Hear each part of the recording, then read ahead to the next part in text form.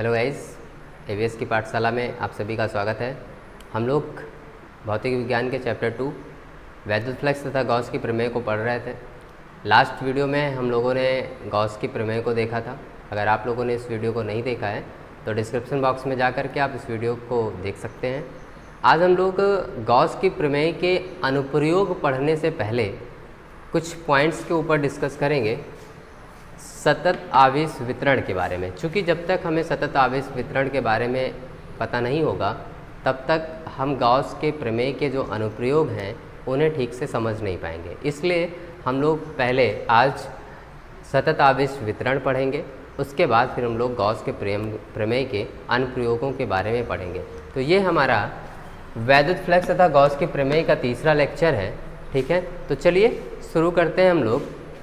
सतत आवेश वितरण है क्या एक्चुअल इस टॉपिक में? जो आवेश का डिस्ट्रीब्यूशन फर्स्ट जो वीडियो था इस चैप्टर का, उसमें हमने आप लोगों को बताया था कि गॉस की प्रमेय ने कूलाम के नियम का स्थान कैसे लिया या क्यों लिया। ठीक है, और उसमें जब हम लोगों ने आवेश के वितरण की बात की थी कि जो पृष्ठ होगा उस पर आवेश इस पार वितरित होगा गॉस की प्रमेय के लिए, तो उसी के लिए 3 केस यहाँ पर लिए गए हैं। एक पहला केस है कि जब कोई भी हमारे पास जो चालक है, जो कोई भी कंडक्टर है, वो जो चालक है वो रैखिक है।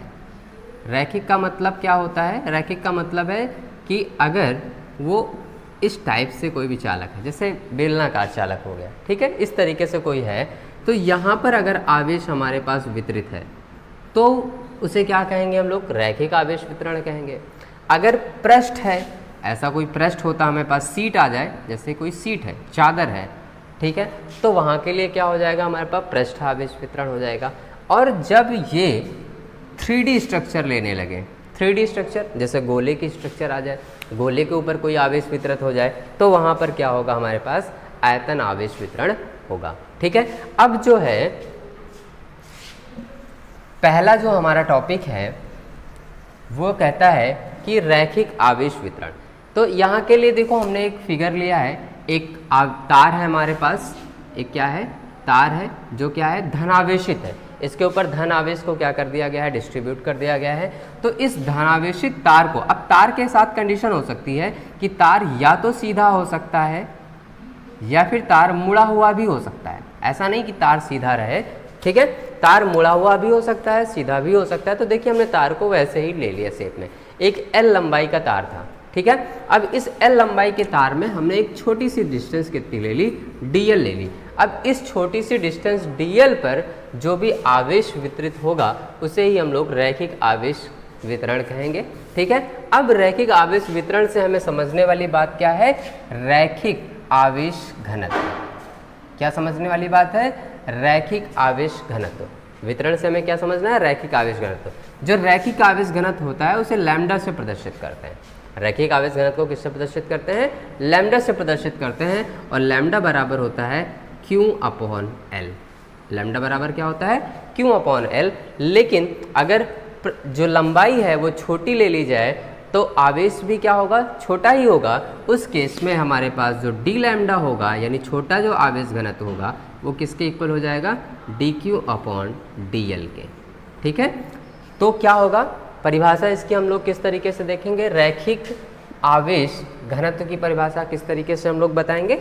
एकांक लंबाई पर, लंबाई को हम लोग कितना ले लें? 1 मीटर ले लें, तो लैम्डा किसके इक्वल हो जाएगा? क्यू के इक्वल हो जाएगा। तो हम कह सकते हैं कि एकांक लंबाई पर वितरित आवेश को रैखिक आवेश घनत्व कहते हैं। एकांक लंबाई पर वितरित आवेश को रैखिक आवेश घनत्व कहते हैं। क्लियर हो गया?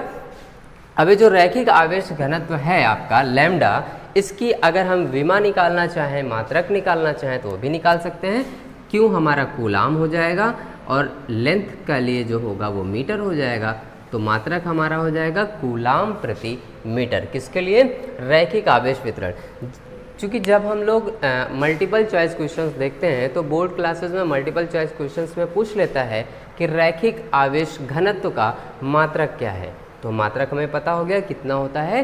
कूलाम प्रति मीटर। अब विमा अगर चाहिए तो Q के लिए विमा क्या होती है? AT होती है। और लंबाई ये हमारी L है, ये ऊपर जाएगा तो क्या हो जाएगा L माइनस 180। तो ये विमा किसकी हो जाएगी हमारे पास, रैखिक आवेश वितरण की। क्लियर है। इसी तरीके से अब हम लोग दूसरा देखते हैं जो कि है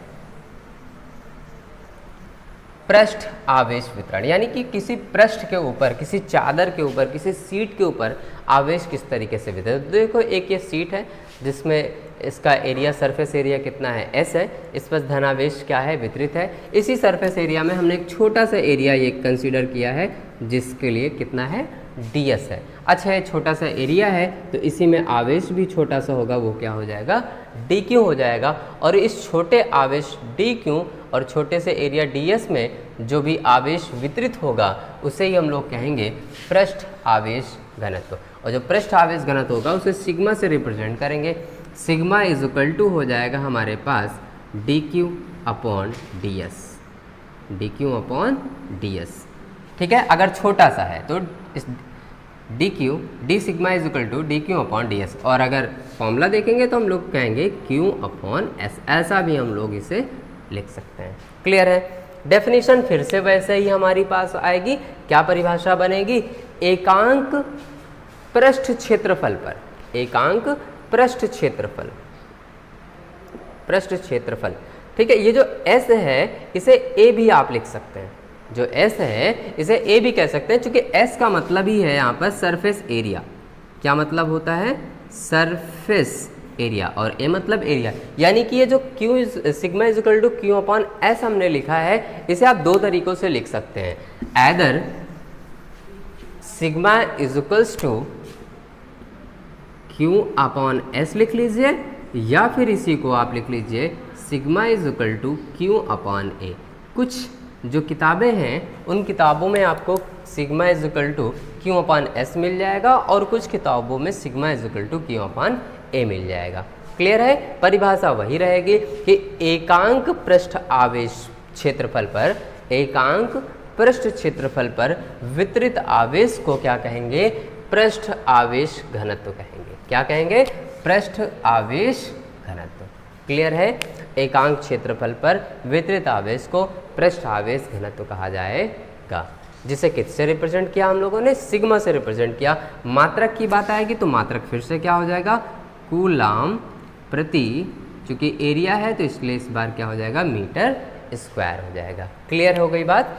विमा की अगर हम लोग बात करेंगे तो आप इसकी विमा खुद से निकालिए, हम डायरेक्ट लिख रहे हैं। विमा इसकी आएगी L माइनस 280। कैसे आएगी ये आप लोगों को समझ में आ चुका होगा। तो तीसरा जो हमारा है आयतन आवेश वितरण, उसे देखते हैं।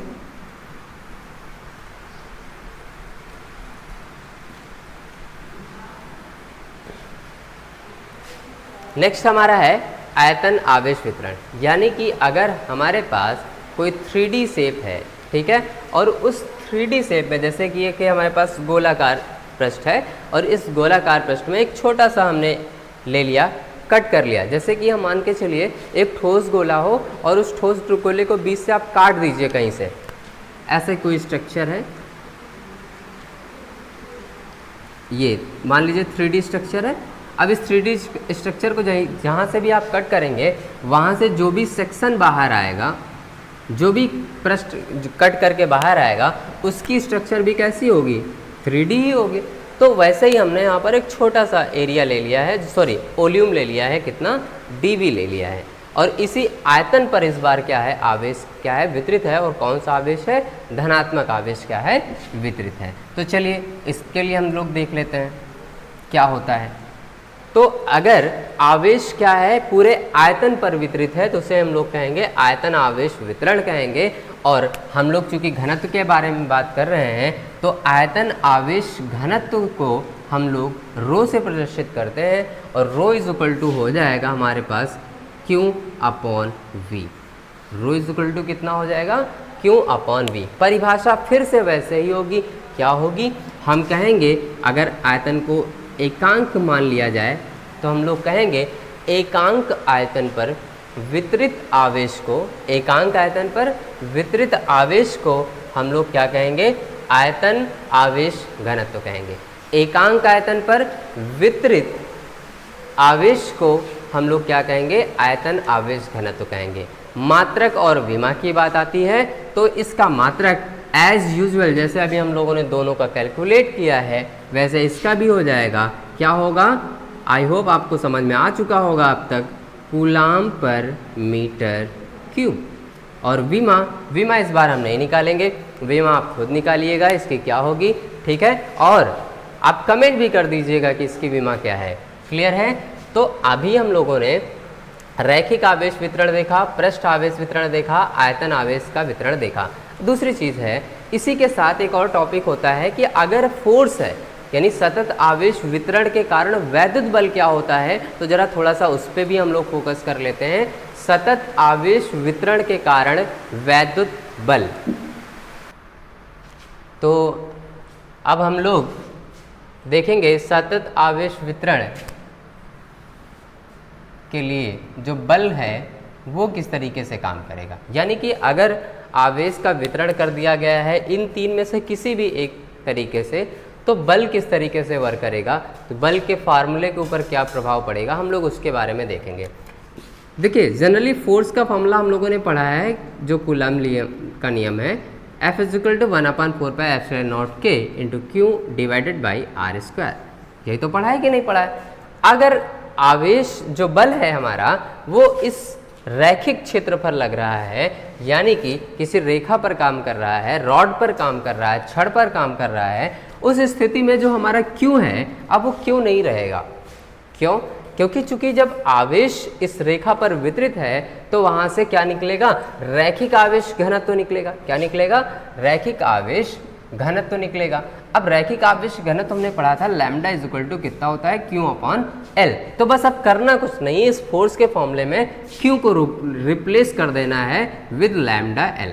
तो यहाँ पर हम लोग फोर्स का एक नया फॉर्मूला लिख लेंगे, F = 1/4πε0K × λL/ कितना r²। क्लियर है। बस इतना सा काम आपको करना है। आप इसका वेक्टर फॉर्म भी लिख सकते हैं अगर आप चाहें तो, ठीक है। तो आज हम लोगों ने सतत आवेश वितरण के बारे में पढ़ लिया है, उसके टाइप्स के बारे में जान लिया है। जो नेक्स्ट डे है उस नेक्स्ट डे में हम लोग जो गॉस की प्रमेय है, इस गॉस की प्रमेय के अनुप्रयोगों के बारे में पढ़ेंगे और सीखेंगे कि गॉस की प्रमेय का किस प्रकार से अलग डेरिवेशन को करने में यूज़ होता है। तो अगर आपको ये वीडियो पसंद आई है तो आप लोग इसे लाइक करें, ज़्यादा से ज़्यादा शेयर करें। अगर आप इस चैनल पे नए आए हैं तो सब्सक्राइब करके बेल आइकन को दबाना ना भूलें, ताकि आने वाले नोटिफिकेशंस वीडियोस आपको मिलते रहें। तो धन्यवाद।